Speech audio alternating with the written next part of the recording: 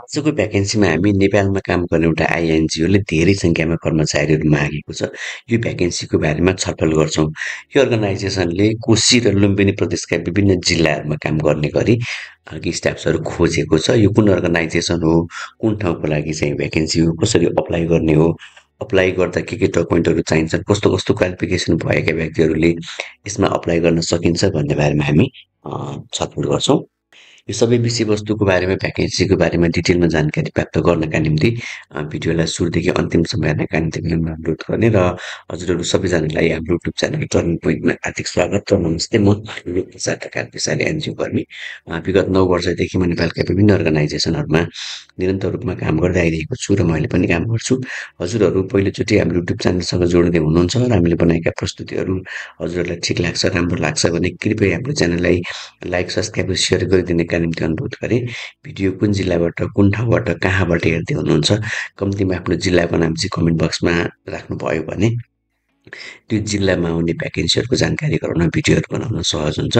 सँगसँगै हजुरहरूलाई कुनै पनि प्रकारको सिभी, कभर लेटरहरू चाहिँ बनाउनुपर्ने भयो, कुनै पनि जब साइटहरूमा आफ्नो प्रोफाइलहरू क्रिएट गर्नुपर्ने भयो अथवा कहीँ कतै अनलाइन एप्लाइन फर्महरू भर्नुपर्ने भयो भने हजुरहरूले हामीलाई सम्झिन सक्नुहुन्छ। त्यसकारणले स्क्रिनमा WhatsApp र भाइबर नम्बर राखिएको छ। कल र म्यासेज गर्नका निम्ति अनुरोध गर्दै म आजको यो भ्याकेन्सीमा अगाडि बढ्ने अनुमति चाहेँ। यो भ्याकेन्सी अनाउन्स गर्ने अर्गनाइजेसनको नाम चाहिँ युडब्ल्युएस नेपाल रहेको छ। यहाँ लिन सक्नुहुन्छ। यो युडब्ल्युएस नेपाल भनेको नेपालमा काम गर्ने एउटा आइएनजिओ हो र एकदमै नाम चलेको प्रोफेसनल आइएनजिओ हो। यसलाई सोसल मोबिलाइजर चाहिएको छ लुम्बिनी प्रोभिन्सको लागि। नम्बर भ्याकेन्सी 4 जना रहेको छ। रिपोर्ट टु एजुकेसन अफिसरलाई चाहिँ रिपोर्ट गर्नुपर्ने हुन्छ भने 4 जुलाईसम्म यसमा हामीले अप्लाई गरिसक्नुपर्ने हुन्छ। अब रोल र रेस्पोन्सिबिलिटी के हुन्छ त भन्दा यो जुनियर लेभलको पोजिसन हुने हुनाले यसले फिल्ड लेभलमा रेगुलर रूपमा स्कुलहरू भिजिट गर्ने र त्यसको मोनिटरिङ गर्ने, टिचर्सहरूलाई सपोर्ट गर्ने काम गर्नुपर्ने हुन्छ। त्यसपछि आफूले गरेको कामको रेकर्ड र रिपोर्टिङहरू राख्ने काम चाहिँ गर्नुपर्ने हुन्छ र स्कुललाई एकदमै अर्जेन्टली के कुराको निड छ त्यो कुराको फाइनलाइज गरेर त्यसको रिपोर्टिङ गर्नुपर्ने हुन्छ।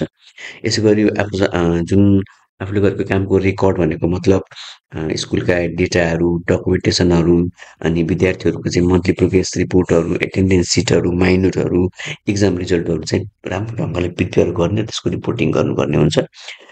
रेगुलर रूपमा एसएमसी, पिटिए, टिचरहरूसँग कोअर्डिनेसन, कोलाबोरेसन र कम्युनिकेसन गर्नुपर्ने हुन्छ। चाइल्ड राइट इम्प्लिमेन्टेसन भएको छ कि छैन भनेर फलो गर्नुपर्ने हुन्छ भन्ने खालका कामहरू छन् त्यो चाहिँ गर्नुपर्ने हुन्छ र यसमा अप्लाई गर्नलाई ब्याचलर्स कम्प्लिट इन एनी तपाईँले कुनै पनि विषयमा ब्याचलर्स गर्नुभएको छ भने अप्लाई गर्न सकिन्छ। विशेष गरी एजुकेसन फिल्डमा काम गरेको व्यक्तिहरूलाई प्राथमिकता दिइन्छ भनेको छ। चिल्ड्रेन, टिचर, प्यारेन्ट्स र कम्युनिटीसँग काम गर्न सक्ने इन्ट्रेस्टेड भएको, त्यो क्यापेबिलिटी भएको हुनुपर्छ भनेको छ। Communication skills, organizing skills, education stake होल्डर्सहरूसँग चाहिँ कम्युनिटीमा काम गर्न सक्ने स्किल्स हुनुपर्छ र मल्टिकल्चर र इन्भाइरोमेन्टमा काम गर्न सक्ने स्किल्स, यो इङ्ग्लिस, नेपालीमा राम्रोसँग रिपोर्टिङ, कम्युनिकेसन गर्न सक्ने स्किल्स, कम्प्युटरको स्किल्स हुनुपर्छ भनेको छ। अब अप्लाई हामी अर्को पनि पोजिसन छ त्यसपछि सबै भनिसके पछाडि अप्लाई कसरी गर्ने भनेर छलफल गर्छौँ। अर्को पोजिसन भनेको जुनियर एजुकेसन अफिसर, यो कोशी प्रदेशको लागि हो। यो चाहिँ एजुकेसन कोअर्डिनेटरलाई रिपोर्ट गर्नुपर्ने हुन्छ। अप्लाई गर्ने डेडलाइन चाहिँ 4 जुलाईसम्म नै छ। अब यो जुनियर एजुकेसन अफिसरले चाहिँ के गर्ने हो त भन्दा teachers training in the development, टिचर्सहरूलाई क्यापासिटी बिल्डअप गर्नका निम्ति 60 घन्टाको जुन एउटा ट्रेनिङ हुन्छ त्यो ट्रेनिङ प्रोभाइड गर्नका निम्ति चाहिने सबै खालका प्लानहरू बनाउने, क्वार्टरली लेसन प्लानहरू बनाउने, अब्जर्भेसन सिटहरू बनाउने र ट्रेनिङहरू प्रोभाइड गर्ने त्यो काम गर्नुपर्ने हुन्छ। त्यसपछि school improvement and the monitoring, होइन, रेगुलर रूपमा स्कुल भिजिट गर्ने, मोनिटरिङ गर्ने, एसएमसी पिटीहरूसँग बस्ने, टिचरसँग बस्ने, कुराकानीहरू गर्ने, त्यसपछि स्कुलमा के कस्तो खालको चाहिँ नि एक्टिभिटी भइरहेको छ त्यसको ट्र्याक गर्ने, होइन, रेगुलर रूपमा स्टाफ्स मिटिङहरू गर्ने काम गर्नुपर्ने हुन्छ र स्कुल मोबिलाइजरलाई सुपरभिजन गर्ने काम गर्नुपर्छ। उहाँहरू कहाँ हुनुहुन्छ, के गर्दै हुनुहुन्छ, के अप्ठ्यारो भइराखेको छ, के राम्रो भइराखेको छ भनेर सुपरभिजन गर्ने अनि कम्युनिटी इङ्गेजमेन्टका कामहरू गर्नुपर्ने हुन्छ र अन्य कुराहरू अर्गनाइजेसनले गर्न भनेका अथवा अर्गनाइजेसनलाई आवश्यकता परेका कामहरू गर्नुपर्ने हुन्छ भनेको छ। यसमा अप्लाई गर्नलाई bachelor degree in education, BEd गरेको रिलेटेड फिल्डमा र लाइक सोसल साइन्स अथवा पोलिटिकल साइन्स, पब्लिक हेल्थ लगायतका सब्जेक्टहरूमा ब्याचलर्स गरेको 2 देखि 3 वर्ष चाहिँ नि रुरल डेभलपमेन्ट प्रोजेक्टहरूमा विशेष गरी एजुकेसनका प्रोजेक्टहरूमा काम गरेको भनेको छ इङ्ग्लिस नेपालीमा राम्रोसँग रिपोर्टिङ कम्युनिकेसन गर्न सक्ने स्किल्स भएको, यसै गरी एजुकेसन सिस्टम र पोलिसीको बारेमा नलेज भएको, कम्युनिकेसन स्किल्स राम्रो भएको व्यक्तिले यसमा अप्लाई गर्न सकिन्छ भनेको छ। अब अर्को पनि पोजिसन छ। अर्को पोजिसन भनेको एजुकेसन अफिसर त्यो लुम्बिनी प्रदेशको लागि रहेको छ, 2 जना चाहिएको छ। एजुकेसन कोअर्डिनेटरलाई चाहिँ रिपोर्टिङ गर्नुपर्ने हुन्छ।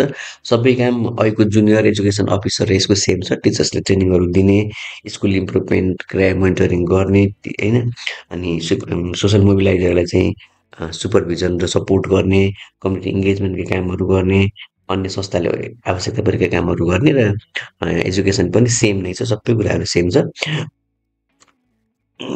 अब यसमा अप्लाई कसरी गर्ने त भन्दा